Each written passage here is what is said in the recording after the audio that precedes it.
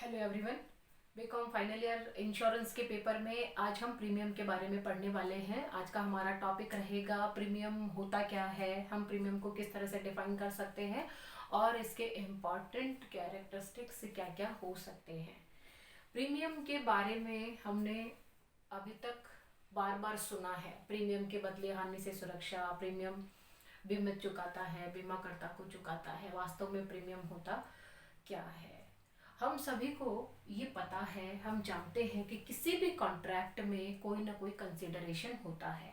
बिना कंसिडरेशन के contract valid नहीं हो सकता है, एनफोर्सेबल नहीं हो सकता है, सॉरी, उसे हम व्यर्थ ही कहते हैं। बिना प्रतिफल के जो ठहराव होता है वह ऑलवेज वॉइड एब इनिशियो होता है, हमेशा व्यर्थ ही माना जाता है। चूंकि इंश्योरेंस भी एक कॉन्ट्रैक्ट है जो इंश्योर्ड और इंश्योरर के बीच में होता है, तो जाहिर सी बात है कि इसमें भी कंसिडरेशन होता है और कंसिडरेशन दोनों के लिए होता है। बीमा कंपनी बीमित को प्रॉमिस करती है कि वह उसे होने वाली हानि से बचाएगी, तो ये हानि से बचाना तो इंश्योर्ड के लिए कंसिडरेशन हुआ। अब इंश्योरेंस कंपनी के लिए जो कंसिडरेशन होता है वो ही कंसिडरेशन प्रीमियम होता है जो इंश्योर्ड की तरफ से इंश्योरर को पे किया जाता है।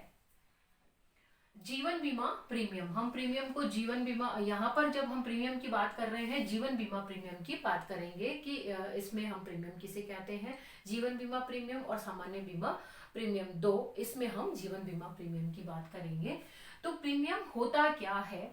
बीमित द्वारा बीमाकर्ता को चुकाया गया मौद्रिक प्रतिफल ही प्रीमियम होता है, यानी monetary consideration is paid by insured to insurer is called premium।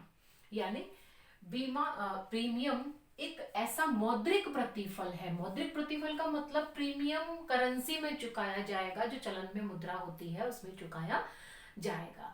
चाहे आप उसे कैश दे दीजिए, चाहे चेक के थ्रू दे दीजिए, चाहे आजकल ऑनलाइन पेमेंट के कई सारे मोड अवेलेबल हैं, आप उनसे भी पे कर सकते हैं, लेकिन मॉनेटरी कंसिडरेशन होना जरूरी है। और चुकाया किसके द्वारा जाता है? पेड बाय इंश्योर्ड, यानी चुकाता कौन है इसे? इंश्योर्ड चुकाता है और इंश्योरर को चुकाता है, यानी बीमा कंपनी को चुकाता है। तो इसी मॉनेटरी कंसीडरेशन को हम प्रीमियम कहते हैं।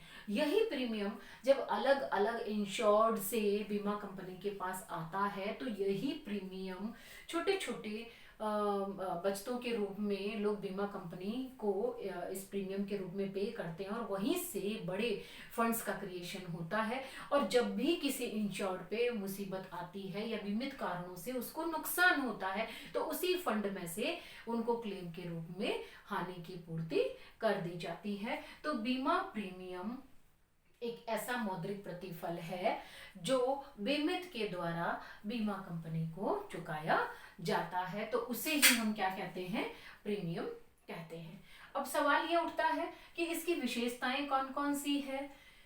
2 मार्क्स में क्वेश्चन आपसे पूछा जा सकता है प्रीमियम किसे कहते हैं, तो आपको ये डेफिनेशन और कुछ इसकी कैरेक्टरिस्टिक्स उसके साथ ऐड करनी पड़ेगी। तो विशेषताओं में सबसे पहले मौद्रिक प्रतिफल, यानी प्रीमियम अपने आप में एक मॉनेटरी कंसिडरेशन होता है। सबसे पहला इसका कैरेक्टरिस्टिक्स यही है कि ये मॉनेटरी कंसिडरेशन है। पॉइंट नंबर 2, बीमाकर्ता को चुकाना, पेड टू इंश्योरर, ये इंश्योरेंस कंपनी को चुकाया जाता है क्योंकि कॉन्ट्रैक्ट इंश्योरेंस कंपनी और इंश्योर्ड के बीच का होता है, तो प्रीमियम इंश्योरर को पे किया जाता है। अब चुकाया किसकी तरफ से जाता है? बीमित की ओर से चुकाया जाता है, बाय इंश्योर्ड। इंश्योर्ड ही इंश्योरर को पे करता है। नेक्स्ट पॉइंट, हानि से सुरक्षा के लिए। अब सवाल ये है कि बीमित यानी इंश्योर्ड प्रीमियम पे क्यों करता है? वो पे इसलिए करता है ताकि उसे बीमा कंपनी जो लॉस उसे होने वाला है उससे उसको सेफ्टी प्रदान करेगी, इसलिए वह प्रीमियम चुकाता है। नेक्स्ट, प्रीमियम निर्धारण पहले, यानी असेसमेंट ऑफ प्रीमियम। प्रीमियम का असेसमेंट जिस समय कॉन्ट्रैक्ट आप कर रहे हैं उसी समय हो जाता है। जब बीमा कंपनी उस प्रीमियम को एक्सेप्ट कर लेती है तो कॉन्ट्रैक्ट का निर्माण हो जाता है। तो प्रीमियम का असेसमेंट पहले होता है, प्रीमियम का कैलकुलेशन पहले ही करके इंश्योर्ड को बता दिया जाता है।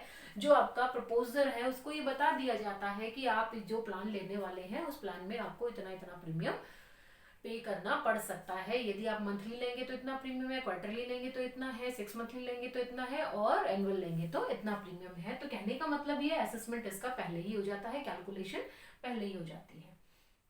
नेक्स्ट पॉइंट है प्रीमियम किस्तों में दिया जा सकता है। प्रीमियम पे का कोई एक मोड नहीं है, कोई एक जरिया नहीं है। यानी प्रीमियम आप चाहे तो महीने से यानी मासिक भी दे सकते हैं, 2 महीने से पे कर सकते हैं, क्वार्टरली दे सकते हैं या हाफ ईयरली दे सकते हैं या एनुअली भी दे सकते हैं। नेक्स्ट पॉइंट है प्रीमियम हमेशा एडवांस में चलता है। आपको जो इंश्योर्ड है उसको प्रीमियम पहले देना पड़ेगा। यदि इंश्योर्ड प्रीमियम टाइम पर नहीं देता है, प्रीमियम देने में वो डिफॉल्टर रहता है, तो उसका क्लेम एक्सेप्ट नहीं किया जाता है। क्लेम जिस समय आप बीमा कंपनी को देने वाले होते हैं या जिस समय आप क्लेम सबमिट कर रहे होते हैं उसमें कुछ प्री रिक्विजिट्स होती हैं। उसमें एक जो प्री रिक्विजिट होती है या जो कंडीशन होती है वो ये भी होती है कि आपने प्रीमियम की सारी इंस्टॉलमेंट पे की है या नहीं की है।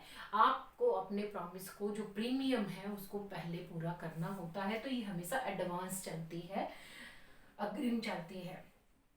नेक्स्ट है विभेद यानी डिस्क्रिमिनेशन। कई बार प्रीमियम में डिस्क्रिमिनेशन होता है, डिपेंड करता है इंश्योर्ड किस तरीके का है, जो प्लान आपने दिया है उसको वो किस तरीके का है, इंश्योर्ड के प्लान में कितनी रिस्क है, उसको देखते हुए हो सकता है प्लान एक हो लेकिन प्रीमियम में डिस्क्रिमिनेशन हो सकता है। अलग अलग इंश्योर्ड से अलग अलग प्रीमियम ली जा सकती है।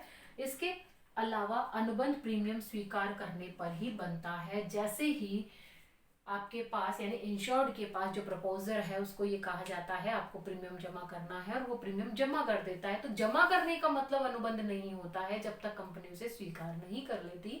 तो प्रीमियम जैसे ही एक्सेप्ट होता है दोनों के बीच में एक कॉन्ट्रैक्ट का क्रिएशन हो जाता है। तो प्रीमियम बहुत ही इम्पॉर्टेंट रहता है। तो मॉनेटरी कंसिडरेशन को हम प्रीमियम कहते हैं। प्रीमियम इंश्योर्ड देगा, इंश्योरर को देगा, ये मॉनेटरी कंसिडरेशन है।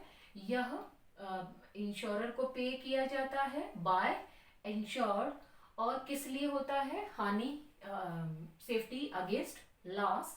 इसी के साथ साथ प्रीमियम का असेसमेंट पहले हो जाता है, यह इंस्टॉलमेंट में पे किया जा सकता है, हमेशा एडवांस रहता है, कहीं कहीं डिस्क्रिमिनेशन भी हो सकता है और प्रीमियम स्वीकार करने के बाद में ही कॉन्ट्रैक्ट का क्रिएशन होता है।